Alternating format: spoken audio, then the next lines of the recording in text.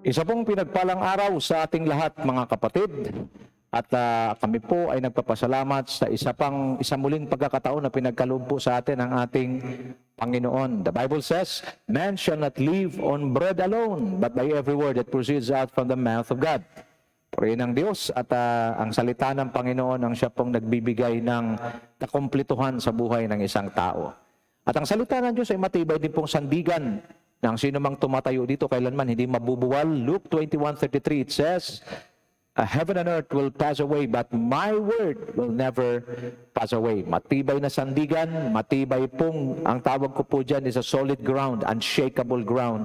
Nothing but the word, none other than the word of God. Isa pong pinagpalang gabi sa ating lahat. Binabati ko po ang mga kapwa ko lingkod ng Diyos mula po GMA, Luzon, Visayas at Mindanao. Ganon din sa lahat ng mga leaders and workers, mga masugid po na sumusubaybay sa ating discipleship training. Ang layunin po ng discipleship training na ito ay patuloy po na mag-ambag o magbigay ng mga prinsipyo, buhat po sa salita ng Diyos upang tayo po ay tumatag at tumibay sa ating pananampalataya. Ganon din na isa po sa layunin din po nito ay pagtibayin po ang relasyon sa loob ng iglesia ng mga pastor, lalo na ng mga leaders, workers, at maging mga members. Because we believe if relationship inside the church is strong and the people inside the church are united, we believe that God can move powerfully and we will be able to advance the kingdom of God on earth powerfully. At binabati ko rin po ang lahat ng mga kapatid na nariyan po sa iba't ibang bansa, okay, ng buong mundo. Una, binabati ko rin mga kapatid dyan sa Taiwan.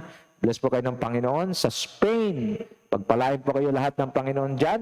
Princess, Celeste, bless kayo ng Lord. Ganun din. Dyan po sa Canada, okay, a special greeting po kay Alan, kay Janice. Ganun din dyan sa US, si Ruth, God bless you. At patuloy kayong i-bless ng Panginoon. And of course, binabati ko rin po ang mga kapatid natin na masugid na sumusubaybay. Diyan po sa New Zealand, mayroon din po tayo dyan sa Japan, sa Italy, nariyan po sa Oman, sa Yemen, at ganoon din sa Australia, At mayroon po sa South Korea, at ganoon din sa Middle East naman, sa Qatar, sa Kuwait, Saudi Arabia. I-bless po kayong lahat ng ating Panginoon. At of course, kung mayroon tayong mga kapatid, diyan po sa Israel, i-bless din po kayo at ingatan kayo ng Panginoon. Ang gawa ng inyong mga kamay ay patuloy niyang i-prosper. And of course, aming dalangin ay pagpalain din, bigyan kayo mabuting kalusugan. Ganon din ang inyong mga kamag-anak dito sa Pilipinas. At kayo po ay patuloy na lumalim sa inyong relasyon sa Diyos. At sino mang may mga karamdaman, we declare healing in the name of Jesus. Receive your healing today. Thank God. At bago tayo magpatuloy, let us join our hearts and faith together to come to God in prayer.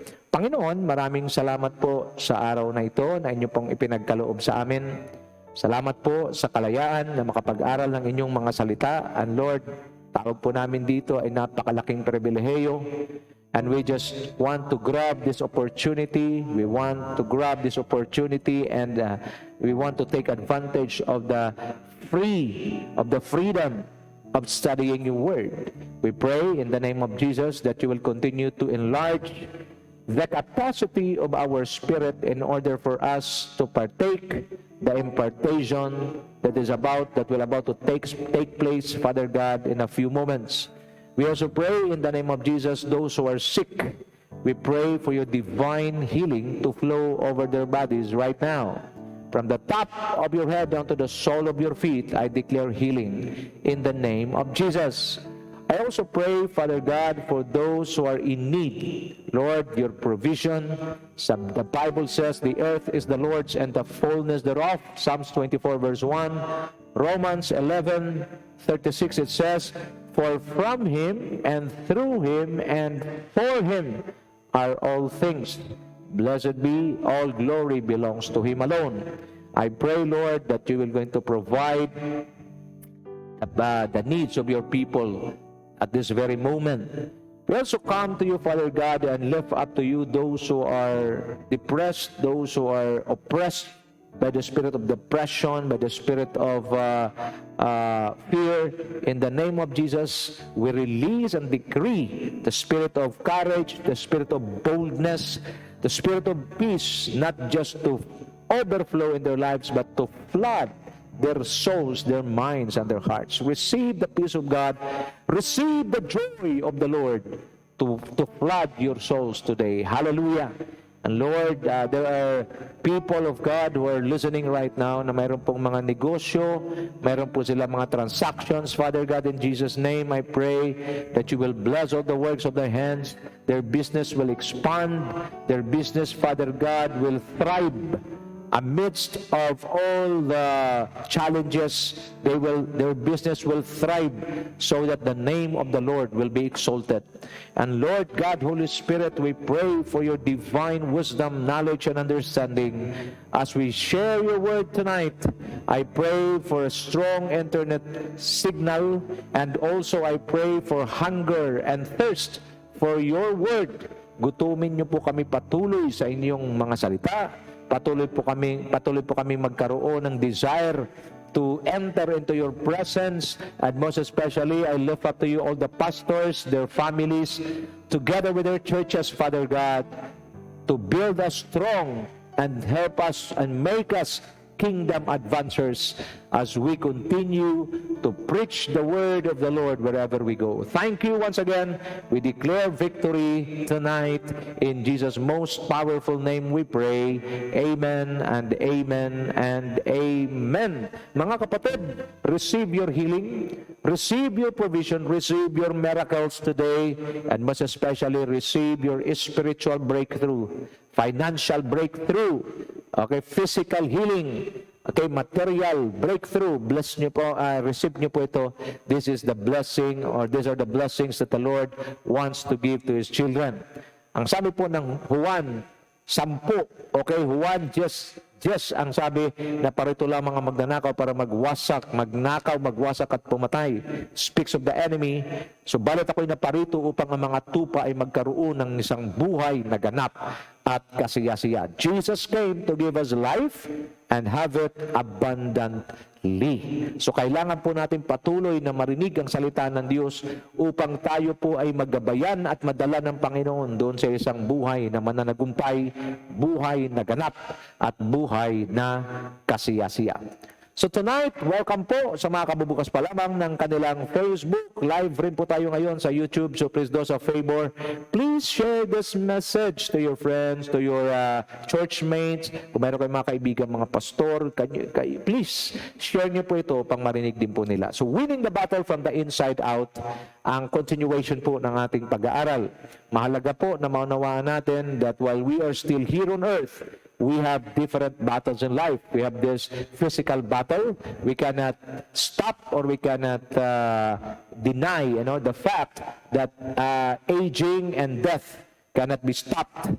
Kaya yun ang battle natin. Habang tayo po'y nagkakaedad, ang ating katawang lupa ay pahina at doon nagkakaroon ng mga karamdaman. But we can avoid or we can prolong. We can prolong life, but we cannot stop life when it comes to our health, when it comes to aging, especially death. But we can prolong our lives by being disciplined pagdating sa ating food intake. Pangalawa po na battle natin is what we call financial battle. Every day, halos lahat po ng tao sa buong mundo ay ito po ang problema. But praise God because the Lord is good. Mayroon siyang mga biblical principles na pinagkalob sa atin upang tayo po ay hindi po mabiktima po ng financial struggle. Kailangan po nating sundin ang salita ng Diyos. Ang sabi ng salita ng Diyos, bawal ang tamad. Pagkos tayo magpakasipag. Kung kayo po'y may trabaho at tingin ninyo kulang po ang inyong kinikita at kayo naman po'y nakakauwi ng maaga mula sa trabaho, mag-sideline po tayo. Gamitin po natin ang natitirang lakas natin na lalo pang kumita. Kasi po ang iba po pagka nagtatrabaho na ay sapat na yun. Pero kung alamin talaga natin at harapin ang katotohanan, kulang pa po yung kinikita sa maghapon. So mayroon pa pong extrang lakas na binigay ang Diyos. So do a sideline that will add income sa inyong pamilya para hindi po natin maranasan ang financial struggle. Kumbaga itong mga masisipag po na mga tao ay talagang pinagpapala po ng Panginoon.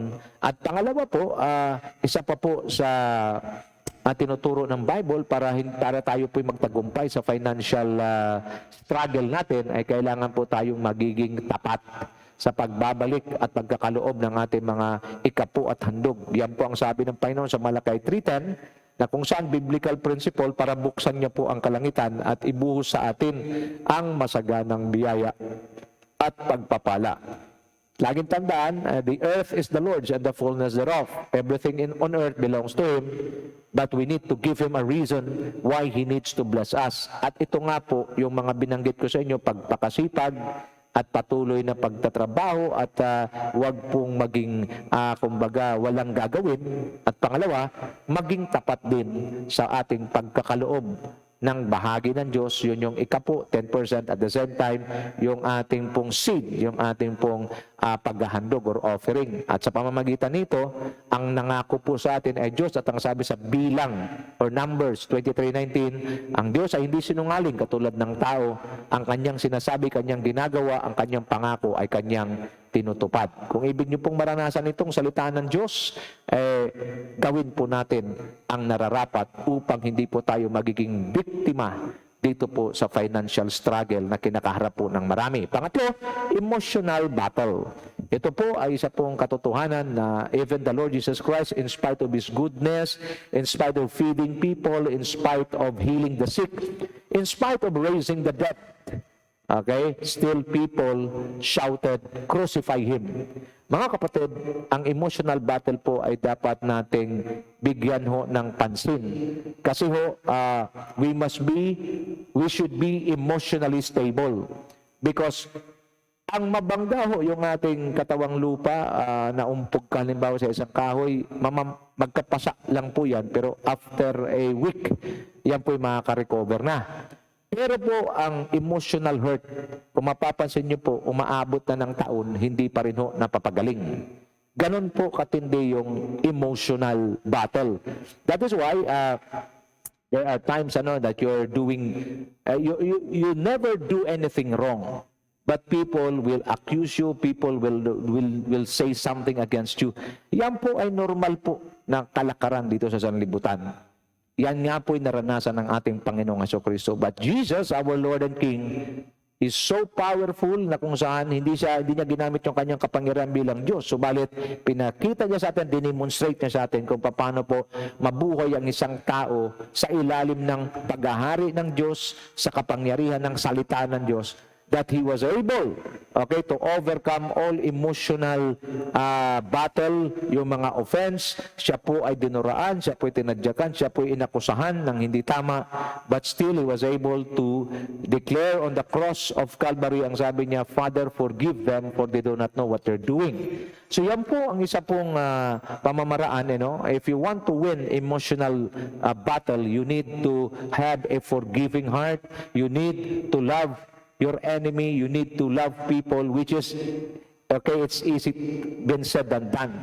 Pero kailangan natin gawin because ito po yung rekomendasyon at prinsipyo na sinasabi ng Bible. Lastly, we will have a spiritual battle. Laging tandaan po ito, hanggat nandito tayo sa lupa, nandito rin po ang demonyo, nandito po yung kaaway natin, na wala pong ibang ginagawa kundi katulad ng isang leon na naghahanap ng masisila.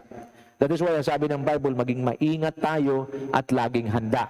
Laging handang makinig ng salita ng Diyos. Ingatan natin ang ating pamumuhay, ingatan natin ang ating iniisip. Ingatan po natin ang ating mga sinasabi upang hindi po magkaroon ng bukas na pinto para ang demonyo po ay magkaroon ng tsansa para tayo po'y guluhin at tayo po'y panghinain. Nawa, itong mga katotohanan ito, physical battle, financial battle, emotional battle, and spiritual battle, ito po'y present. At ang lahat ng ito ay nagsimula po sa loob. Kaya nga pong ating pamagat ng ating pag-aaral, winning the battle from the inside out. Hindi rin po makaila sa atin na mayroon pong tatlong sources ng trouble sa buhay ng isang tao. Number one, the devil. The devil will always tempt a person, at once ang tao ito'y bumigay sa kanyang tukso, diyan na po nagsimula ang trouble sa kanya. But praise God, because the devil was already defeated at the cross of Calvary. When the Lord Jesus Christ died on the cross, He was buried, and on the third day, He rose from the dead, and that was the seal of Satan's defeat. Pangalawa ho, the world. Ang mundo po ay pag ang isang tao, lalo na mananampalataya, ay nahumaling po sa mga bagay sa libutan, sa halip na sa mga bagay patungkol sa Diyos, sa Panginoon, yan din po ang magkukos ng trouble sa kanya. Kung makikita po natin, marami po na mga tao sa mundo, sa iba't ibang dako ng mundo na nakaranas ng struggle. Why? Because the world is, they become slave of the world. At laging tandaan, sabi sa 1 John 2:15-17, the world, ang sabi po, ang mga bagay sa libutan, the things of this world will only ignite the lust of the flesh, the lust of the eye, and the pride of life. At ang sabi ng Panginoon through Apostle John, the things of this world will pass away, but the man who does the will of God shall live forever. Mga kapatid, patunay po na yung mundo po ay pag hindi po tayo maingat, ito rin po ang pupukaw sa lust of the flesh, lust of the eyes, and the pride of life na siya magdadala sa atin palayo sa Diyos. Number 3 ho, na pinaka-worst enemy po ng isang tao, lalo na ng mananampalataya, is none other than the flesh or yourself. Kaya nga po ito po ay atin pong iniingatan, pinapakain, inalagaan, subalit pag hindi po tayo malalim sa salita ng Diyos, kung pinapakain po natin ang ating laman, dapat doble nating pinapakain ang ating espiritu. Kung ang laman ay inaaliw po natin, dapat doblehin din po natin ang pag-aliw sa ating espiritu sa pamamagitan po ng pagbababad sa ating sarili, sa presensya ng Diyos at sa pananalangin sa Diyos. So, dito po, we've studied about the biblical prescriptions on how to defeat the worst enemy that we have, none other than the flesh. Number 1, deny it. If you want to follow me, deny yourself. Yan po ang recommendation po ng ating Panginoong Jesus. Kung ang laman natin ay mayroong ninanasa, at ang pagnanasang ito ay, laging tandaan, this flesh is temporary, at ang naisin lamang ito mga temporary bagay. The flesh has nothing to do, it has no interest with regards to heavenly things, with regards to God, with regards to the Word of God, with regards to praying to God. That is why kailangan po ang biblical recommendation or prescription is to deny ourselves. Pagka ang self ay hindi po natin napagbigyan at napabigyan natin ang Espiritu ng Diyos, you are strengthening your spirit, and the stronger your spirit is, the more it becomes sensitive to the living and to the voice of God. Pangalawa, crucify the flesh and its desire. Sabi sa Galatians 5:24, those who belong to Christ Jesus have crucified the flesh with its passion and desire. Sa Tagalog, at pinatay na ng mga nakipag-isa kay Kristo nakipag-isa kay Kristo Jesus ang kanilang makasariling pagkatao, pati ang mga masasamang hilig nito. Hindi po ang Diyos. Marami po, itama po natin ito. Marami po nanalangin, Panginoon, alisin niyo po ito, itong kahinaan na ito. Kapatid, ito po ang sabi ng Bible, at pinatay na ng mga nakipag-isa kay Kristo Jesus ang kanilang makasariling pagkatao, pati na ang masasamang pita nito. It is not God.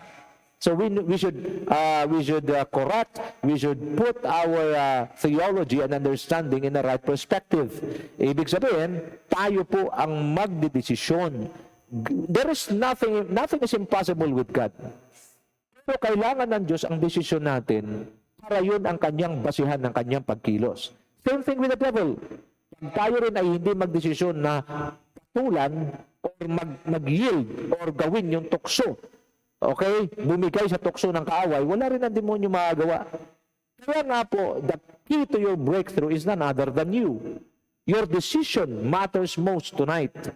Kaya nga po, if you want to make a decision to stop sinning, you want to make a decision to let go of those inappropriate habits, inappropriate things, sinful things, pag mag-decide tayo ngayong gabi, the Lord is more than willing to empower us so that we will be delivered from our sinful acts, sinful habits, and sinful thoughts. Maliwanag po, mga kapatid. So pag ipag-pray mo, Panginoon, alisin niyo po ito, hindi po na Diyos alisin yan. Maliban na sasabihin mo, nag-decide na po ako, Panginoon, tatapusin ko na po itong kahinang ito, ayoko na po nito, Lord, last na to, magpapatawad na po ako, hindi na po ako magagalit sa aking kapwa, then that's the time the empowerment of the Holy Spirit, the enablement of the Spirit, which we call grace, the grace of God will be poured out over your life, and that will deliver you and will set you free from the works of the enemy. Number 3, live for God's cause. Mahalaga po at mayroon tayong dahilan bakit tayo nabubuhay.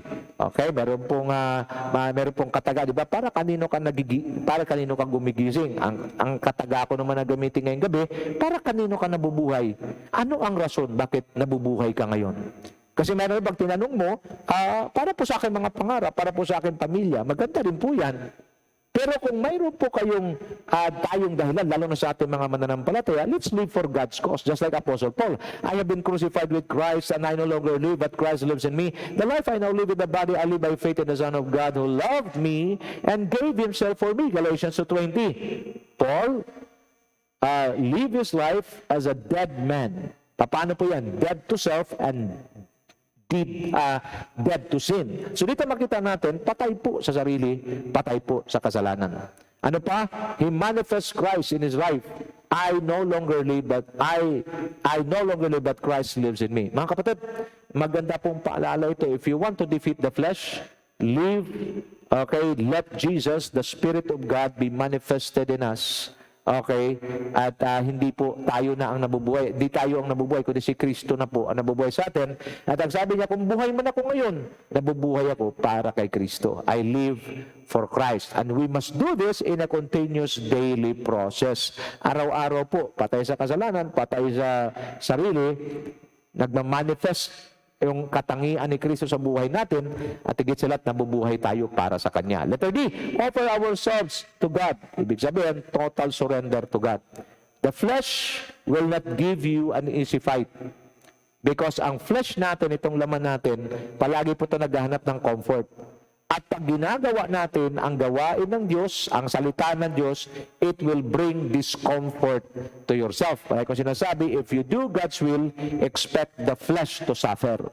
So ito po ang katotohanan. So kailangan natin ng total surrender sa Diyos. Romans 12:1, therefore I urge you, brothers and sisters, in view of God's mercy, to offer your bodies as a living sacrifice, holy and pleasing to God. This is your true and proper worship. So anong ibig sabihin? Kailangan po sa lahat ng ating ginagawa, sa isipin, sa sasabihin, na nasain, gagawin, kailangan ito po ay magbibigay ng kapurihan sa Diyos, kasi yun po ang ating pagsamba sa Diyos. Kung kayo po estudyante, mag-excel po kayo sa inyong pag-aaral. Kung kayo po employee, dapat po kayo po ay nag-excel din sa inyong pagkatrabaho, na kung mayroon mang reward, employee of the month, employee of the year, dapat kayo po yun. Kung hindi man kayo, pangalawa po kayo. Bakit? Because we, a believer who is a worshiper of God, who totally surrender himself or herself to God, always work with excellence. Nagkaroon mo tayo? Excellent po magtrabaho. Bakit? Kasi ang dahilan ng kanyang pagkatrabaho ay ang mabigyan ng kapurihan, mabigyan ng karangalan, at higit sa lahat mabigyan ng kaluguran ang Diyos. Letter D. Okay, letter D, letter E, be a slave of righteousness. If you want to defeat the flesh, be a slave of righteousness by not allowing any part of our body to be used by the enemy to commit sin.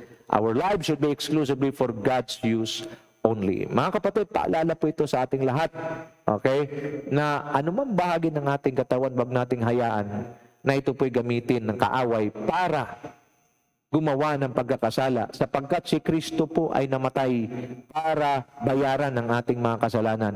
Huwag po nating hayaan ang kaaway na gamitin ang anumang bahagi ng ating katawan para muling dungisan ang isang buhay na pinabanal ng Diyos. Nung tinanggap natin si Kristo, ang kanyang banal na dugo, ang siyang pinanlinis sa lahat ng ating kasalanan. It cost the very life of God for your sin to be forgiven.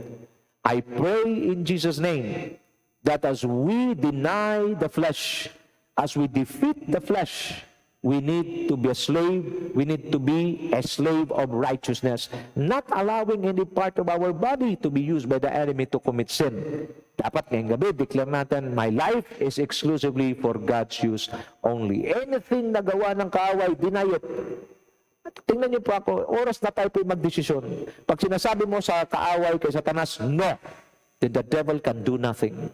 Pwedeng humirit ang kaaway pero hindi niya di po tayo pwedeng dayain. Bakit? Nagdesisyon ka na. Pag sinasabi mo sa Lord, yes, kahit na imposible pa yung sitwasyon mo, pero sinabi mo, Lord, yes, Lord, I will obey you. Yes, Lord, I surrender my life to you. Yes, Lord, wherever you go, I will go. Lord, yes, I will follow you. Then even if you are in a very impossible situation, God can make a way where there seems to be no way. Maybe some of you listening to me right now, yan yung kalalagayan mo.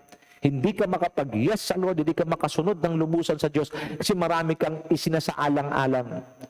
Kailangan lang na ng Diyos ang desisyon mo ngayong gabi. Pag sinasabi mong, Panginoon, ako po'y susunod, then the Lord is more than willing to release His divine grace and power for you to overcome and for you to be delivered.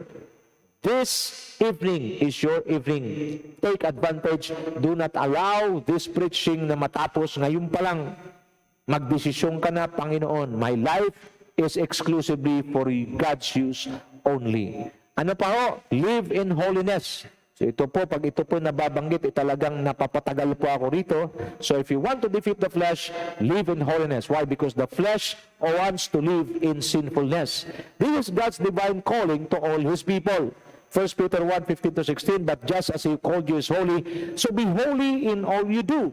For it is written, be holy because I am holy. Mga kapatid, ito po ang panawagan ng Diyos. Ang kabanalan po ay kalooban ng Diyos. Ang sabi sa 1 Thessalonians 4:3, for it is God's will that you should be sanctified. Sa Tagalog, kalooban ng Diyos na kayo'y mabuhay ng may kabanalan. Tanong, ang kabanalan po, Pastor, ay hindi po madaling gawin. Totoo po. Ang kabanalan po ay hindi po mahirap na bagay, kundi imposible po. Okay, hindi lamang siya mahirap, kundi imposible. That without the help of God, we cannot be made holy. Pero tingnan po natin, 1 Thessalonians 4:7-8. For God did not call us to be impure, but to live a holy life. Kung expound po natin, God did not call us to continue sinning. God did not call us to return to sin. God did not call us to be a combination of holiness and sinfulness, but to live a holy life. Kasi po, kung ang Diyos ang tumubos sa atin sa isang ahensya, kung sinong tumubos, siya nang may-ari ng item. Ang tumubos po sa atin mula sa ahensya ng kasalanan o sa pawn shop ng kasalanan, ay walang iba kundi ang Panginoong Jesus. Kaya ang buhay nating lahat ay pag-aari na po ng Panginoon. At ang naisin ng Diyos, para tayo po ay maging katulad niya, kailangan tayong mabuhay ng may kabanalan. Ang tanong ng marami, imposibleng maging banal sa isang mundong punong-puno ng kasalanan. Totoo po yan. Hindi lamang po mahirap, kundi imposible. Pero dahil ang sabi ng Bible sa Matthew 19:26, sa Diyos sa tao, ito'y imposible. Pero sa Diyos, walang imposible. Kasi ang lahat ng bagay ay kayang magawa ng Panginoon. Sa English, for with God, all things are possible. My friends, ang sabi ng Bible, therefore anyone who rejects this instruction does not reject a human being, but God, the very God who gives His Holy Spirit. God raised His case for all of us tonight.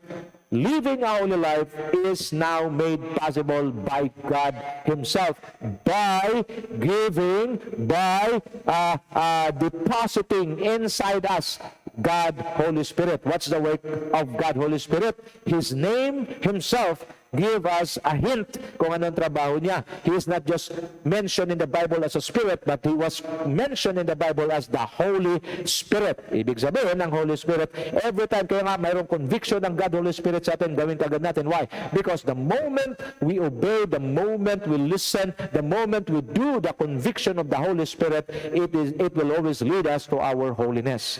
Holy Spirit, lahat ng kanyang conviction pinapagawa sa atin will lead us to our holiness so that we can walk with God. Now, if we live out in holiness and righteousness, what will happen? God will work in our lives to fulfill His good purposes in us. Diyos ang may plano sa atin, Diyos ang may layunin sa atin, Diyos din ang may kakayahang gawin at isagawa ito maliban na tayo po ay pangunahan niya at mapapangunahan lamang tayo ng Diyos kung lalakad tayo sa kabanalan, because a holy God can only operate in the life of a holy man. Okay? Pangalawa, we shall see the Lord. The moment we live in holiness and righteousness, maliwanag pa po sa sikat ng araw ang sabi ng Biblia, okay? In Hebrews 12:14, make every effort to live in peace with everyone and to be holy. Okay? Without holiness, no one will see the Lord. Now, let me expound this one, mga kapatid, na katotohanan.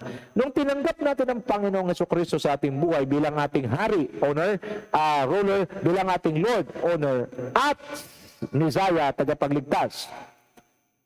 Okay, listen carefully. Tayo po ay pinabanal ni Kristo. Ang tawag po natin dyan is positional holiness. Positionally, in the Spirit, we were made holy by the blood of Jesus through our faith in Him as our Lord, owner, as our King, ruler, as our Messiah, our Savior. At yung holiness na yun ay nangyari po sa loob. Pero tandaan natin, bago tayo kumilala sa Diyos, mayroon po tayong mga influences na galing po sa sanlibutan. Kaya mapapansin mo, inside you, mayroong struggle. Inuudyukan ka ng Espiritu ng God, Holy Spirit, na gawin ng mga bagay patungkol sa Diyos, manalangin, mag-aral ng salita ng Diyos. Mayroon pumipigil. Why? Yun yung flesh. Nagkaintindihan tayo. So yung iyong positional holiness, sa loob mo yan, nung tinanggap mo si Kristo, pag tinitingnan ka ng Diyos Ama, nakikita na hindi na ikaw kundi si Kristo. Inwardly, spiritually. Kailangan yung positional holiness, yung holiness na ginawa ng Diyos sa loob mo, kailangan magiging experiential. Kailangan mag-manifest para yun ang magdadala sa atin sa pagiging ilaw at asin sa sanlibutan. Nagkaunawaan po tayo. At paano magiging experiential holiness, yung positional holiness mo? By submitting yourself, obeying, and walking, and obeying the leading of God, Holy Spirit.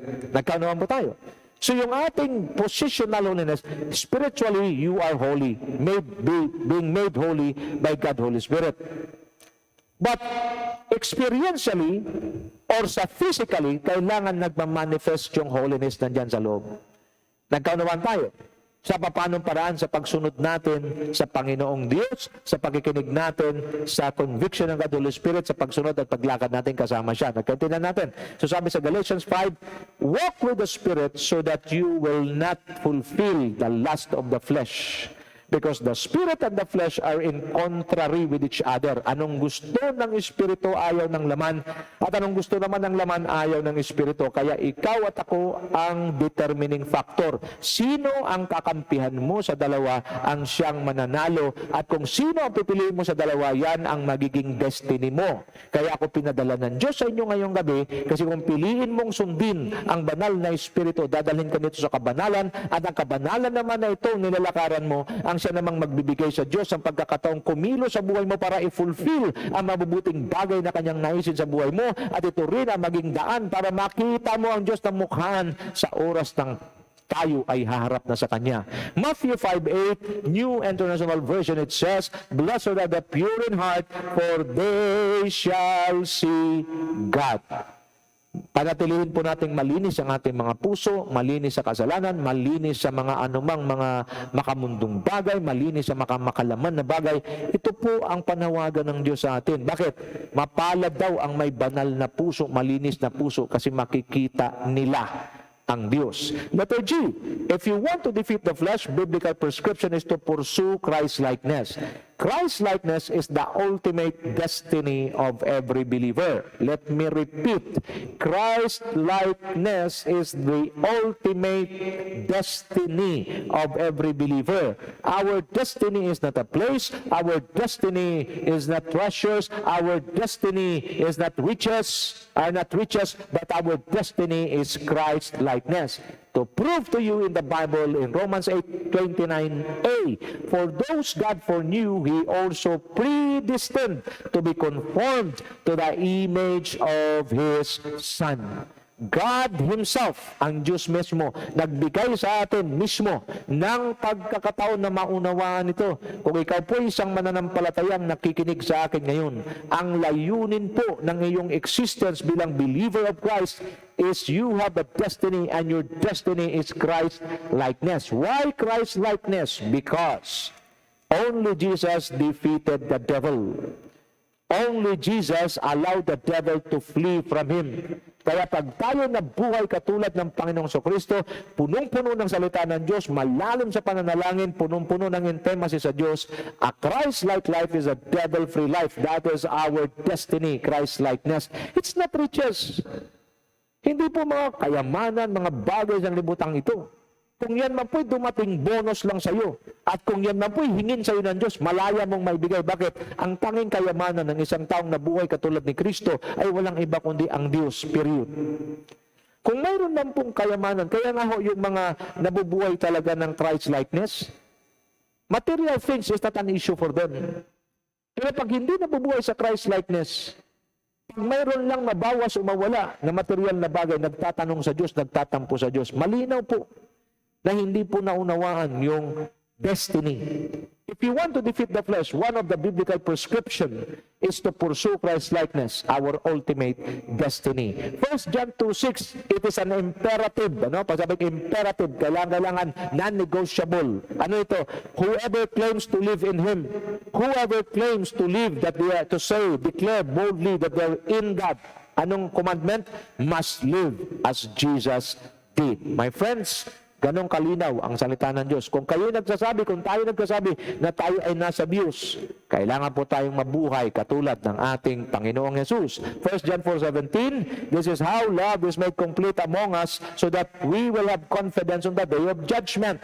In this world, we are like Jesus. I've discussed this before, but I want to remind each one of us, one day, all of us will face God. And as we face God, the judge, ang sabi po ng Bible, ang pag-uukom o paghatol sa sanlibutan ay ibinigay na ng Diyos sa kanyang bugtong na anak. The judge is none other than the Lord Jesus Christ. So if we live on earth, ang sabi, in this world we are like Jesus. If we live just like the Lord Jesus Christ, pursuing Christ-likeness, my friends, on the day of judgment, we have the confidence. With boldness, we can salute before our Commander-in-Chief, Lord, mission accomplished. Mga kapatid, ang pamumuhay po katulad ng Panginoong Kristo hindi po madali.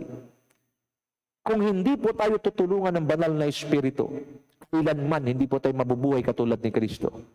But praise the Lord, because hindi ang Diyos nagpapagawa ng isang bagay sa kanyang mga anak na hindi niya sila tinutulungan. At ang pinakamatinding ayuda, pinakamatinding tulong na binigay ng Diyos sa bawat mananampalatayang nakikinig ngayon ay walang iba kundi ang banal na Espiritu. Idiniposito siya ng Diyos sa atin para maging gabay natin. Idiniposito siya ng Diyos sa atin para magiging guro natin. Idiniposito siya ng Diyos sa atin para magiging kalakasan natin. At siya ang magdadala sa atin sa mga layunin at lumakad tayo sa katuwiran, sa kabanalan ng Diyos. Peter H. access the grace of God in the life of the carrier of your grace. If you want to defeat the flesh, another prescription of the Bible is to access the grace of God in the life of the carrier of your grace. Ephesians 3:2 says, surely you have heard about the administration of God's grace that was given to me for you. Ipinaliwanag po ni Pablo sa mga hintil na siya po ay tinawag ng Diyos bilang apostol ng Diyos sa mga hintil. Pag sinasabing Gentiles o mga hintil, mga hindi Hudyo. Lahat po ng hindi Hudyo, ang classification po natin lahat ay mga Gentiles. But praise God, because tayong mga hintil, nung tayo inabot ng Panginoon, rumispondi po tayo kaagad. So pinapaabot ni Pablo na siya po ay apostol sa mga hintil. At sinabi niya, surely you have heard about the administration of God's grace that was given to me for you. So before tayo magpatuloy, gusto ko lang pong i-define what is grace. Ayon po sa karamihan pong definition, grace is God's unmerited favor. Well, that is true. It speaks of our salvation. The first man who experienced the grace of God Ibig sabihin, the salvation of God is not a good man, it's not a holy man, but a criminal. On the cross of Calvary, nung sinabi ng kriminal, Jesus, alalahanin niyo po ako pag kayo naroon na sa inyong paghahari, sumagot ang Panginoon, ngayon din, isasama kita sa paraiso. Unmerited favor, in spite of what you've done. Mga kapatid, kung kayo pinakikinig sa inyo, hindi niyo pa tinanggap ang Panginoon. Ano man ang iyong kalalagayan, ano man ang nagawa mo sa Diyos, ano man, napakaitim man ang iyong kahapon, napakaitim man, at hindi magandang yung pinagdaanan. Nais ko lang sabihin sa inyo, kaano man kaitim ang iyong kasalanan, kaya itong paputiin ng Diyos katulad ng niebe. Kung ikay handang magsuko ng buhay mo sa Kanya, handa kang humingi ng tawad sa Kanya, mas handa ang Diyos na ikaw ay patawarin, at mas handa ang Diyos ikaw ay linisin, mas handa ang Diyos na bigyan ka ng buhay na walang hanggan para ikaw at siya ay magkasama sa walang hanggang paraiso sa kalangitan. The grace of God, another definition, is God's power and ability working in you for you to do what God wants you to do. It is God's power and ability working through you for you to become what God wants you to be. Ang grasya na idiniposito ng Diyos sa buhay ng isang tao, konteksto po tayo ng church. Ang grasya ng Diyos na kailangan ng bawat miyembro sa isang church o iglesia ay diniposito ng Diyos sa pastor, sa taong nagpapastor sa kanila. Pero ang grasyang yan ay hindi para sa pastor. Ang grasyang yan ay para sa kongregasyon, para sa mga miyembro sa church na yan, na diniposito ng Diyos sa buhay ng taong kanyang pinili na magpastor sa church na yan. For what purpose? So that the people will connect strongly to the man or the set man of the house. Para ang mga tao ay palaging mag-connecta sa pastor kasi ang pastor ang siyang nagsisilbing kamay ng Diyos sa simbahan. 77:20 ng awit, ikaw o Diyos ang nanguna sa bayan mong parang kawan, at si Moises at si Aaron yung iyong naging kamay. Mga kapatid, ang kamay ng Diyos sa church ay walang iba kundi ang pastor. At ano ang kanyang i-release? The grace of God. Ang sabi, you have heard about the administration of God's grace. The one who administer the release of grace in your life is none other than the pastor. At ang kanyang symbol, ang kanyang function sa church is he function as the hands of God. Anong trabaho ng kamay? Mag-abot. Anong trabaho ng kamay? Maghubog. Ito po ang layunin. And the pastor, in the context of the church, is your grace carrier. Okay, strong and accurate connection to the carrier of your grace and now word will protect you from the spirit of deception. Biblical example, sa example natin, si Elisha, of strong and accurate connection to the carrier of your grace and now word, Elisha to Elijah. Sinabi ni Elijah, dito ka na lang sa Bethel, pupunta akong Jordan. Anong sabi ni Elisha? As surely as long as the Lord lives and you live, I will not leave you. Makita natin, it is called covenant relationship. Ito po ang kailangan ng bawat mananampalataya sa bawat churches. Kailangan mayroon kang covenant relationship with the carrier of your grace. Ano ba ang covenant relationship? Sa Tagalog, ito po'y tipan. Okay? Ibig sabihin, mayroon kayong pinagkasunduan at ang pinagkasunduang yan ay sa harapan ng Diyos at ang kasunduang yan ay binasbasan ng Diyos at ang kasunduang yan ay pinagpala ng Panginoon. Bakit? God is a God of covenant. To give you a clear example, Abraham has a covenant with God. And even though Abraham was already dead for a long, long time, because God is a covenanted God, until this very moment, ang pagpapala ng Diyos sa mga Israelita na mga descendants ni Abraham ay nagpapatuloy. Bakit? Yun ang kanyang pangako kay Abraham, pagpapalain ko ang kaapo-apuhan mo, kasama po tayo because though we are not Israelites, but in the Spirit, through faith in Christ Jesus, we become Abraham's seed. Mga kapatid, covenant relationship. Mayroon ka na bang covenant relationship sa pastor mo? Para mas mabilis nating maunawaan, ang covenant, walang iwanan, walang laglagan. You have a covenant to your pastor as the carrier of your grace and the carrier of your now word from the Lord. that you will not allow yourself to be contaminated with anything. Katulad ni Elisha. Kung pansinin ninyo ang mga lugar na kanilang pinagdadaanan, mula po Gilgal, Bethel, Jordan, maging Jericho, maging Jordan, makita po natin, mayroon pong mga propeta doon na nagsasabi kay Elisha, alam mo ba, kukunin na yung iyong master. Anong sabi ni Elisha? Shut up. Be quiet. Alam niyo bakit? Yung mga propetang yun, if you will study the Bible, mga kasama yun sa tinuturuan ni Elijah.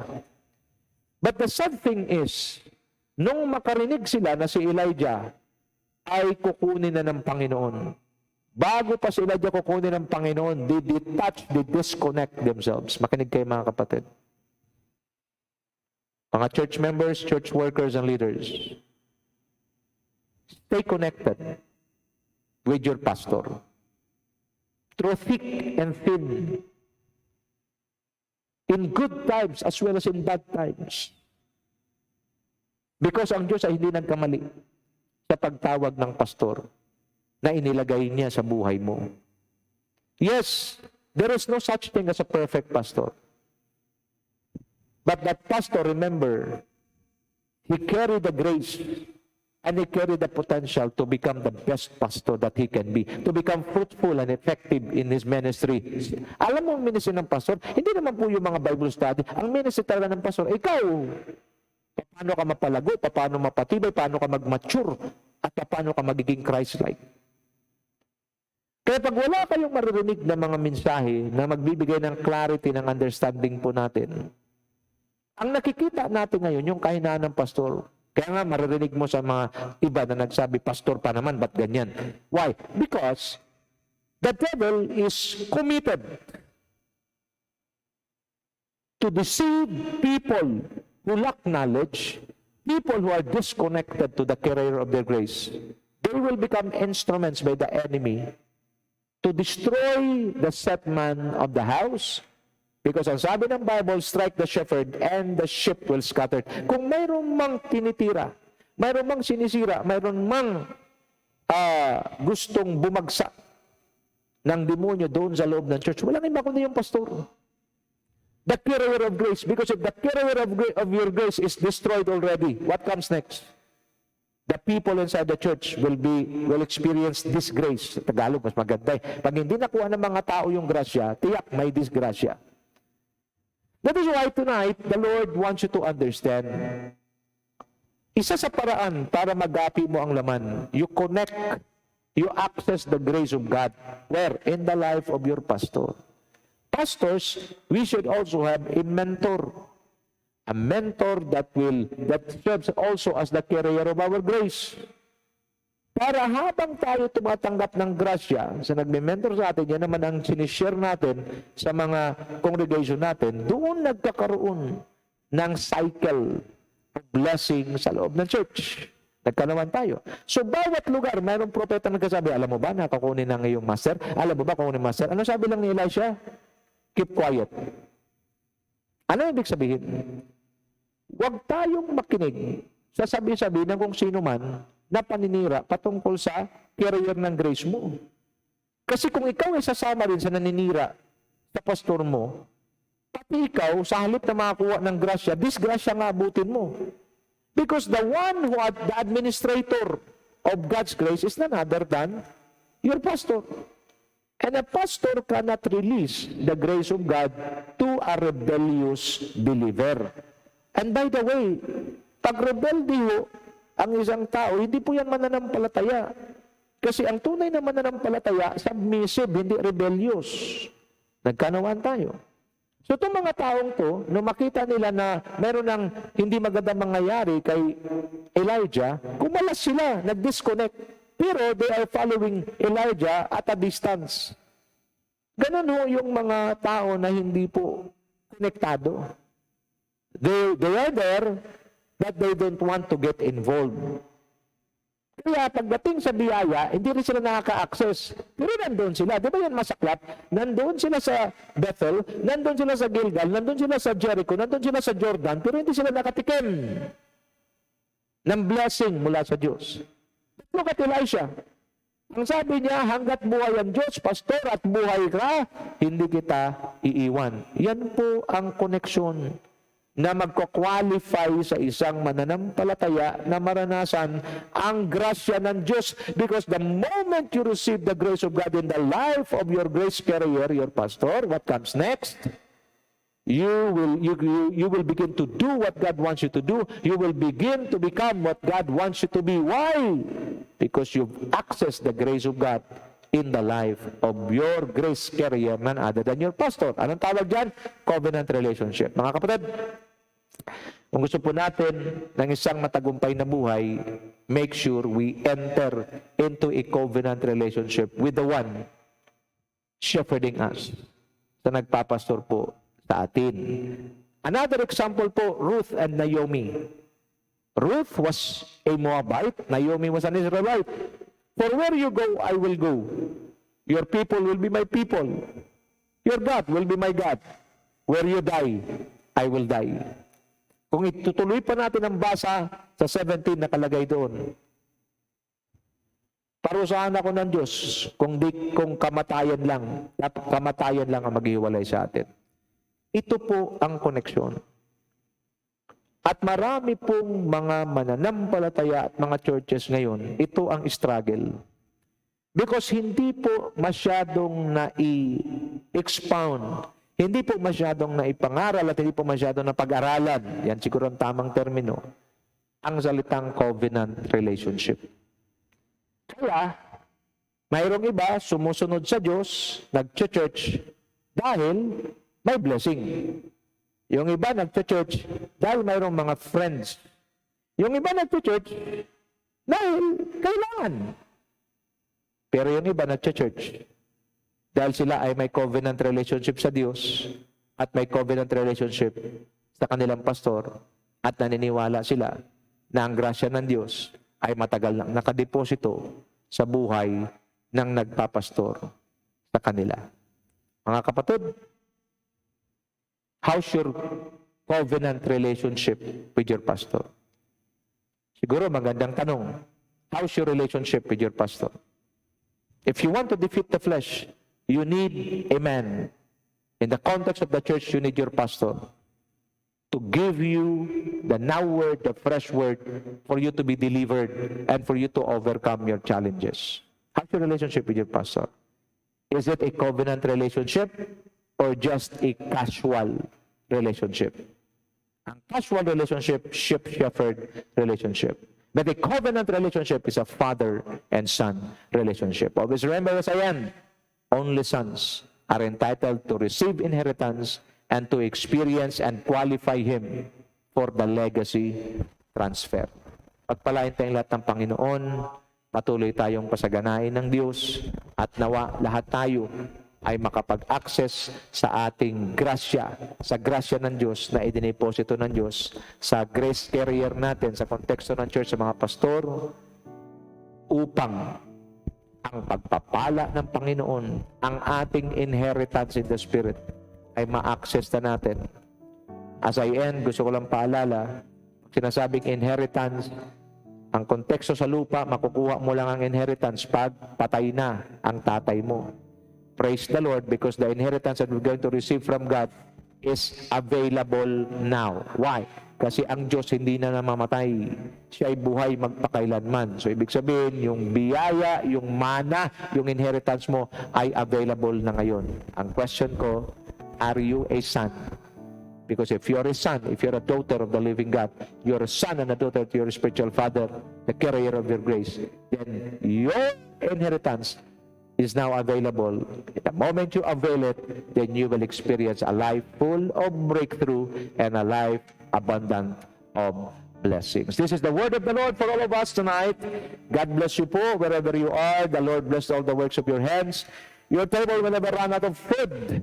And wherever you go, whatever you do, the Lord bless you and keep you, makes His face to shine upon you, and give you peace. Ito ang aking dalangin at deklarasyon at sinisilyuhan ko po ito sa pangalan ng ating Panginoong Hesus ang pagpapalan mula sa Diyos Ama, ang pag-ibig ng Ama at ng Anak ng Diyos, ang Panginoong Hesus, at ang patnubay ng banal na Espiritu sumaatin nawang lahat simula ngayon at magpakailanman. Amen, Amen, at Amen. Shalom!